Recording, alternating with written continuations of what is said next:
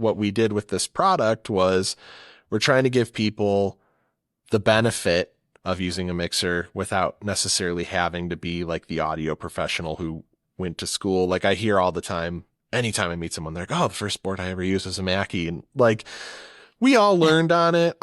We had them in my classrooms.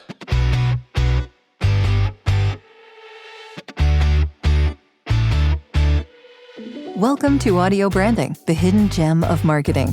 Sound plays a more important role in human behavior and our decision-making than you may realize.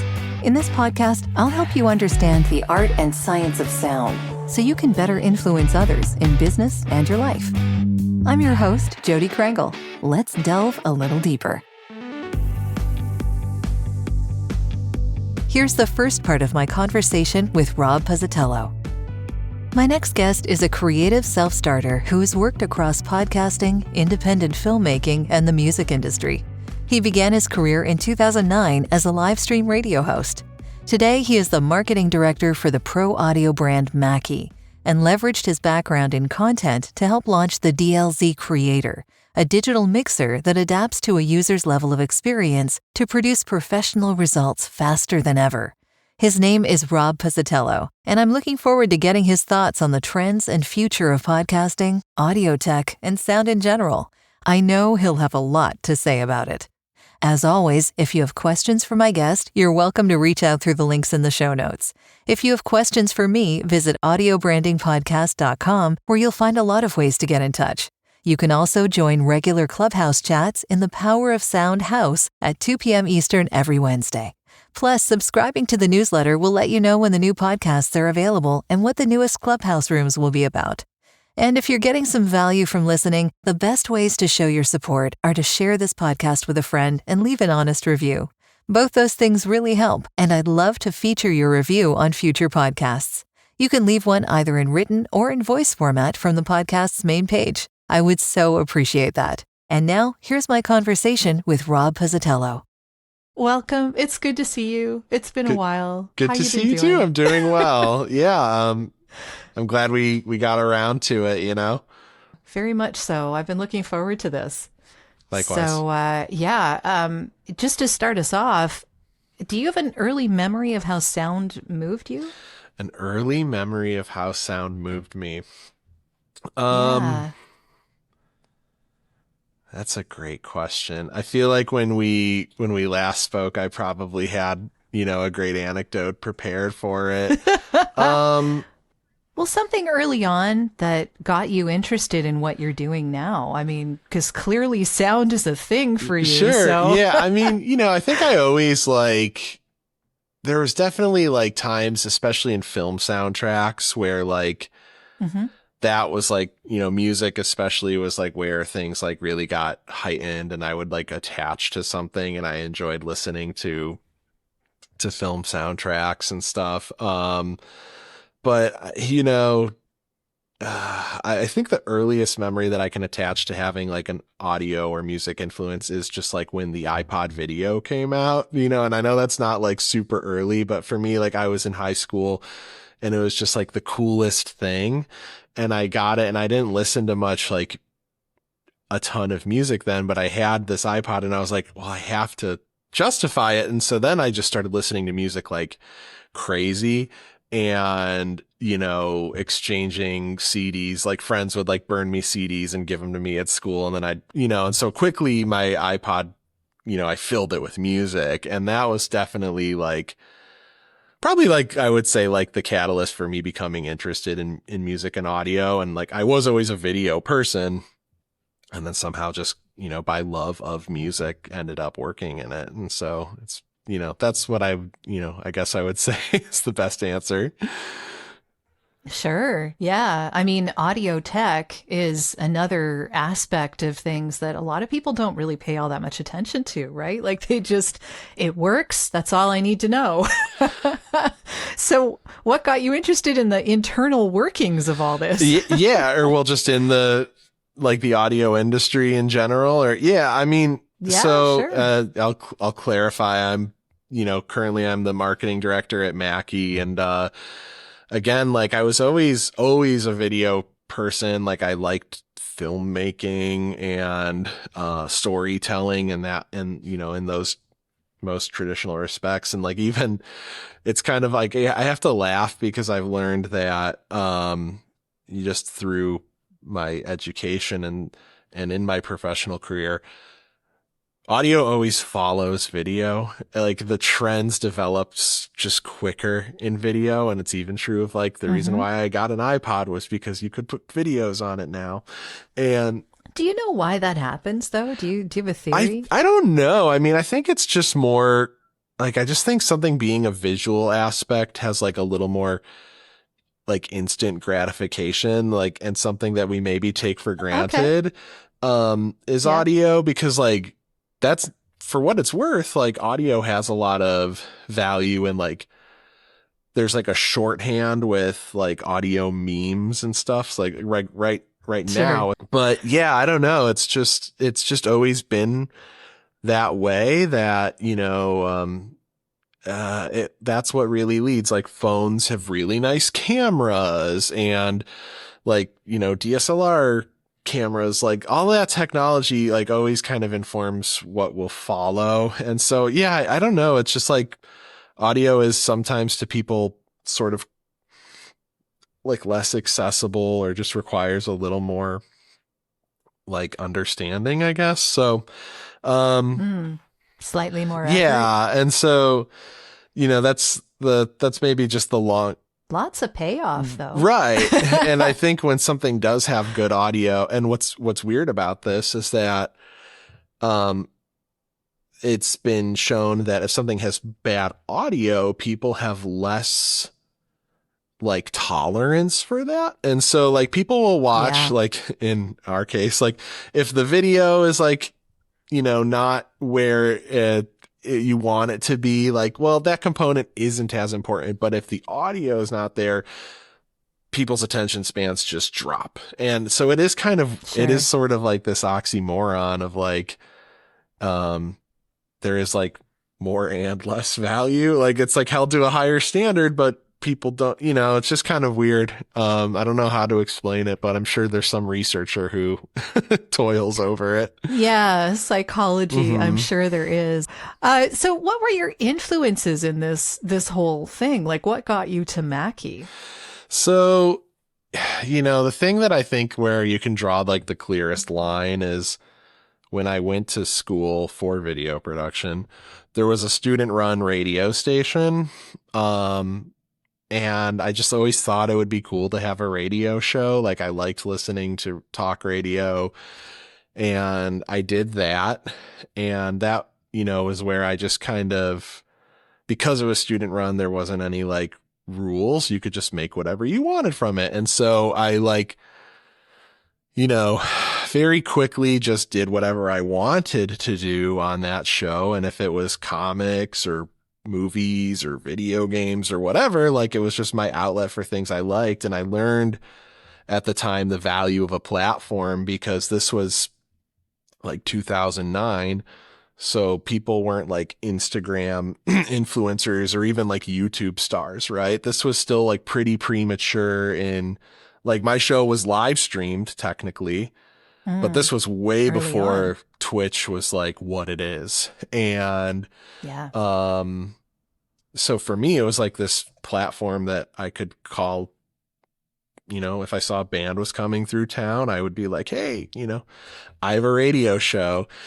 No other qualification, right? But it was just like this open door. And that was where I just really started networking and putting myself out there. And like, that is probably the biggest influence in terms of me doing something professionally audio related. And I used that for whatever it was worth to get into Mackie. And, like, I knew the name Mackie being, we had VLZ boards in our production trucks, and like, I knew it was synonymous with audio. I just wasn't the core user.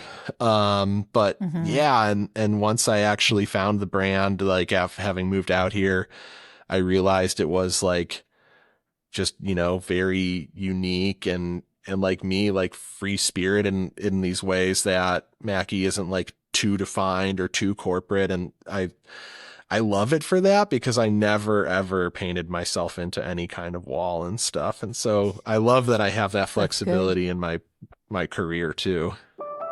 Are you looking for ways to improve your company's or podcast's impact? You'd be surprised how powerful the use of an intentional audio branding strategy can be. Want to know more? I have a free downloadable PDF that gives you my 5 tips for implementing an intentional audio strategy at voiceoversandvocals.com/audio-branding-strategy. That location does ask to put you on a mailing list, just to send you updates on when the new podcasts come out. But if you really don't want to give your email out, I understand. Just contact me directly. My email is all over my website, and I'll make sure you get that PDF without needing to sign up anywhere.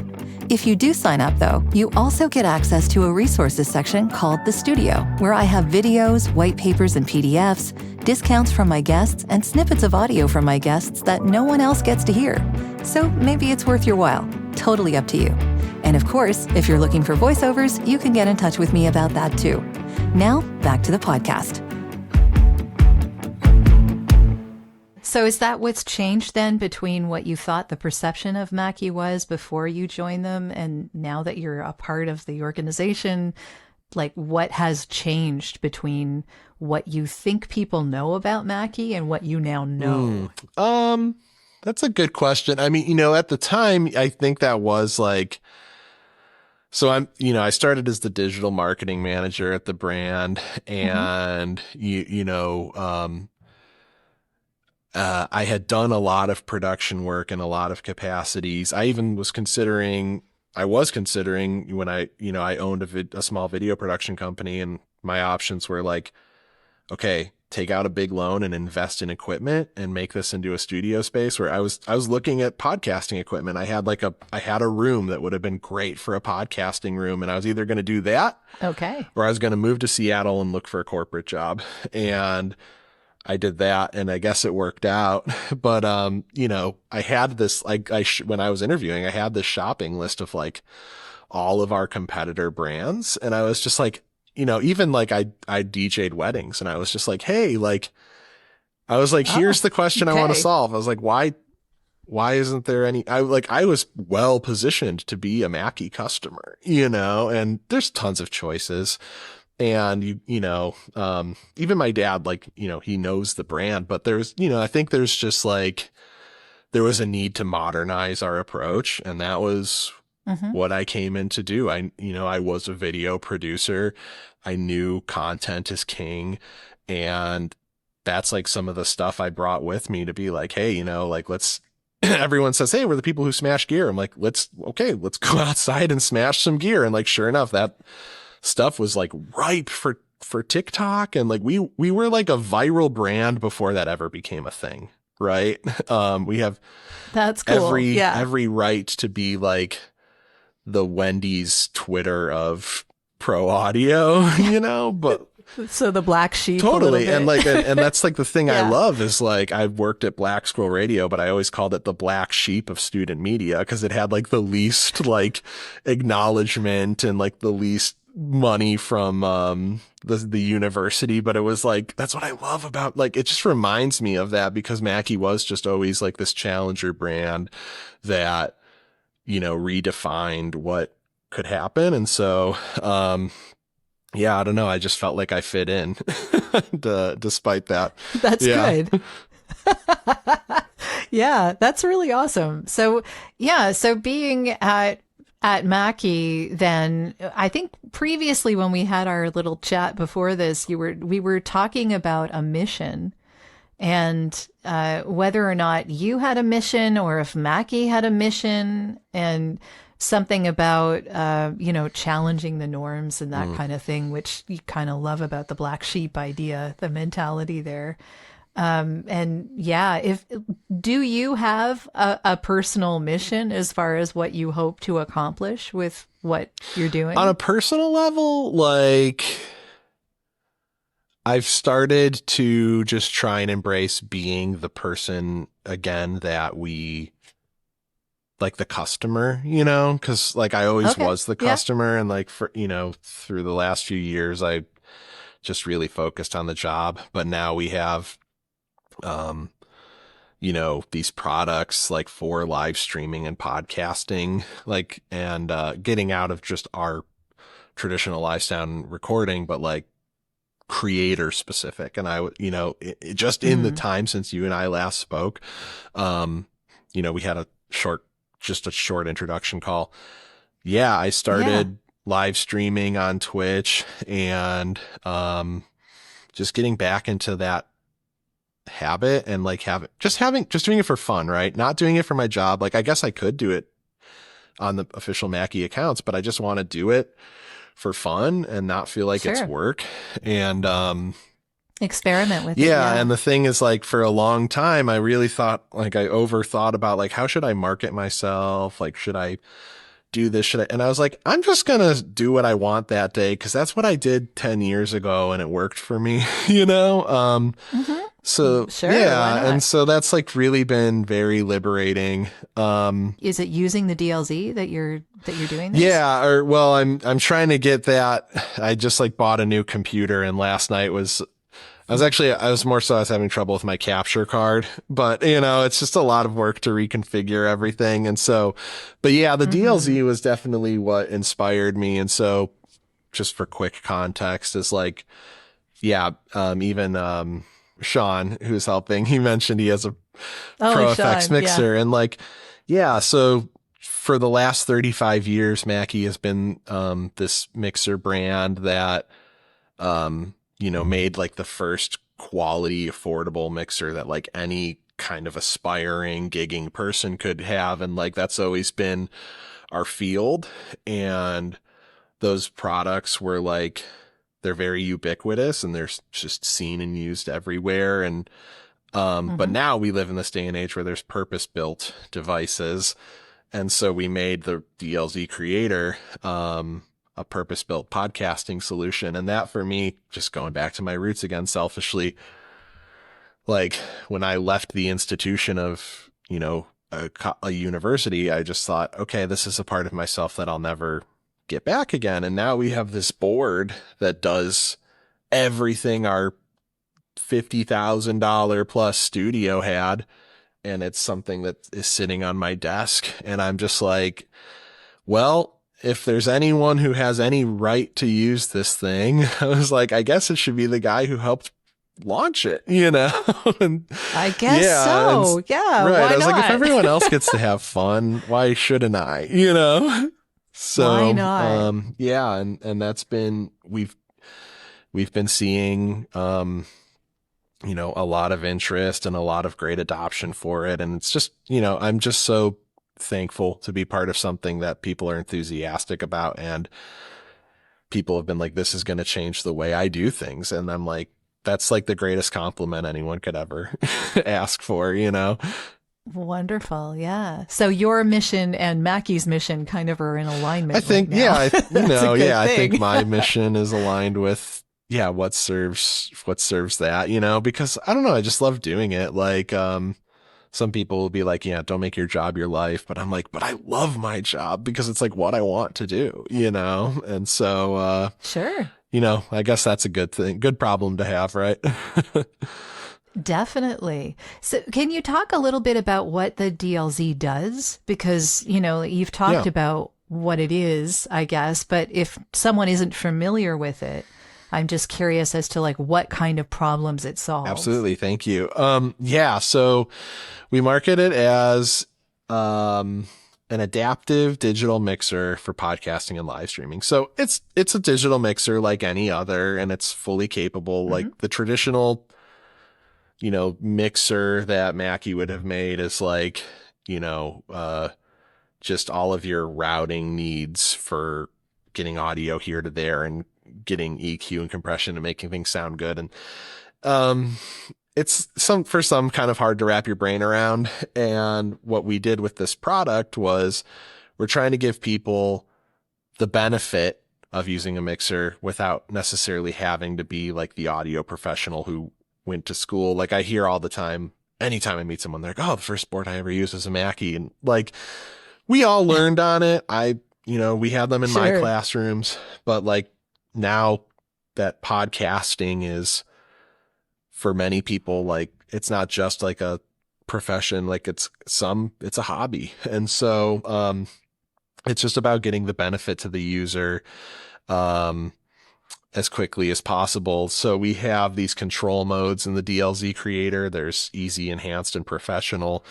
And so someone who is a professional and wants all of the benefit of total control and customization, all the fun stuff is in there, but the easy workflow is like a top level preset based workflow. There's also what we call mix agent technology, and it's kind of like your personal audio engineer. So when you first turn on the mixer, there's a setup assistant, there's input detection. It'll detect this is a microphone. You can choose what kind of microphone it is. It will listen to you and it'll set. I did it last night. I was just like, I was testing around. I was like, oh, this sounds a little funky. And then I just went back and I was like, check 1, 2, and it went like, and I just heard all of the processing apply. And I was like, yeah. And I was like, cool. I didn't have to do anything. And then there was a little, like, I had a fan on in my room and I was like, it was like when I would start talking, it would just go from like nothing to being really loud. And so it was gating me. Right. And so I just went in the settings and I smoothed it out a little bit. And I was like, wow, that sounds beautiful, And so, it just has like all of that flexibility, and we try to do it in a way that isn't like, we have the analogy of like a DSLR camera has, sure, you have ISO and aperture and frame rate, and you can just put on autofocus, and it will make a picture look good. And that was something. This should be doing that now, by the way. Oh, I'm right, not on a Mackie. Clearly. Oh, well. We'll never let that one go, man. We're just gonna, But, so that was like just the thing, is making something that, for the modern age. And like, we were the brand that made the first compact, like 16 channel mixer, and kind of reimagined what that console could be. And now we're like, okay, we weren't the first ones to make a dedicated podcasting mixer, but we were going to make as the mixer brand, we were like, we are going to make the best possible one we can make. And I feel like we set out, we achieved what we set out to do. Thanks for taking the time to listen. Quick question. Do you know anyone else who could benefit from hearing more about how powerful sound can be? If so, would you mind sharing this podcast with them? It would mean so much to me. Now, I'll stop interrupting and let you get back to the show. That's fantastic. Yeah, I'm really glad that you accomplished what you wanted to, because, from what I'm hearing, it's a great unit. Yes. So, yeah, I mean, I have not tried it myself, but mostly because I kind of pass it off to someone else.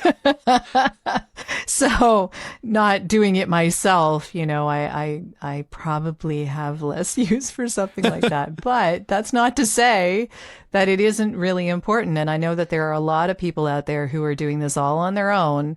So, I'm really lucky over here, I have to say, because without Umberto, I would be completely lost. And it helps to have a team behind you. And again, for me, it does. Wanting to pick up live streaming, and even with my understanding of, first, I'm a content person first, and the technical thing follows. Like, that's not my passion.